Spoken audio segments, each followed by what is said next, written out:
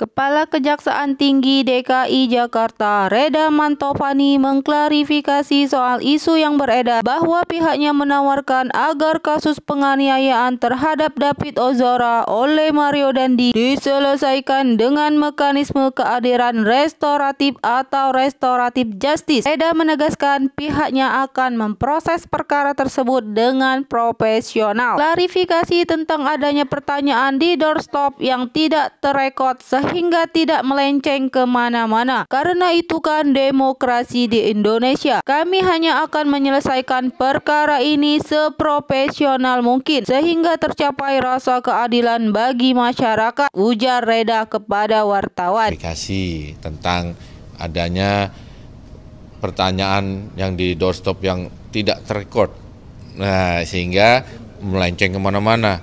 Nah, oleh karena itu terima kasih karena memang itu kan demokrasi di Indonesia.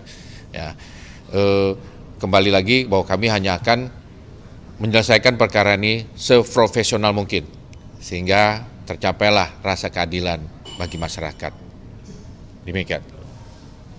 Pak, tapi kembali bisa dipertegas restoratif justice yang sebenarnya sempat Bapak sampaikan waktu kemarin itu sebenarnya untuk apa? Konteksnya apa? Bisa dipertegas lagi? Konteksnya waktu ada yang bertanya di sana wartawan mengenai RJ terhadap anak AG. Nah, anak AG ya kan, pelaku anak itu diatur di dalam Undang-Undang Sistem Peradilan Pidana Anak. Korban David itu juga anak. Itu diatur dalam Undang-Undang Perlindungan Anak. Ini sama-sama anak.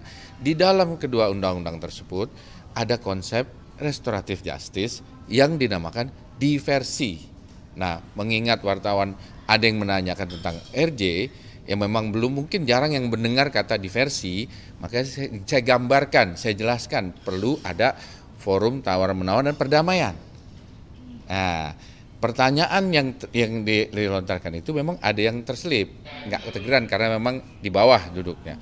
Nah, itulah yang saya menggambarkan bahwa konsep untuk anak, pelaku anak, itu ada yang dinamakan konsep perdamaian. Sehingga perdamaian itu pun harus dilihat juga, harus ada kesepakatan antara pelaku, korban, dan atau keluarganya. Terus juga ada kriterianya, tindak pidana apa yang mesti dapat dikenakan itu. Nah, itu kan masih ada. Sedangkan ini proses anak ada percepatan. Saat ini korban belum dapat berkomunikasi dengan baik sehingga mustahil bisa terjadi kesepakatan tersebut. Pak, artinya yang diversi yang diajukan ini hanya untuk anak ya Pak ya? Sementara untuk David dengan dua terdakwa lainnya itu tidak ada ya Pak ya? Konsep RJ yang dimaksud di dalam Undang-Undang Perlindungan Anak dan Sistem Peradilan Pidana Anak hanya untuk pelaku anak. Gitu. Dalam hal ini yang dinamakan tadi AG. Nah, tetapi kembali kan ada beberapa persyaratan yang harus dilalui. Gitu. Lalu Pak, kalau apakah restoratif justice ini berlaku untuk tindak pidana berat seperti dalam kasus ini Pak? Kasus Mario ini? Oh, ada kriterianya. RJ itu hanya untuk tindak pidana yang memang batasan hukumannya ada di bawah 5 tahun. Untuk yang dewasa, ya kan, apalagi tindak pidana berat ini di atas itu nggak bisa, harus ada, itu merupakan harus tindak pidana. Saksikan berita-berita terviral yang ada di Indonesia maupun mancanegara hanya di Vinky Kikim Channel.